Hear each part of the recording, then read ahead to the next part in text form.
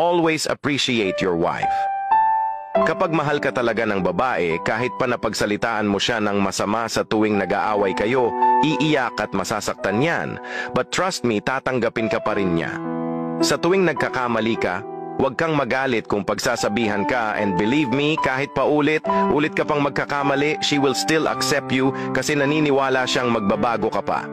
Put your words into action kasi lahat ng sasabihin mo sa kanya, hindi niya makakalimutan yan, tatak sa kanila yon.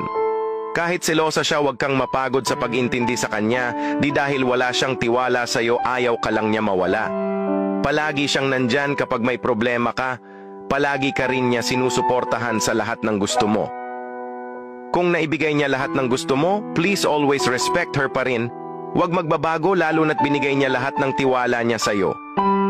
Huwag kang magsisinungaling kasi bago yan magtanong alam na niya kung anong sagot. Just be honest.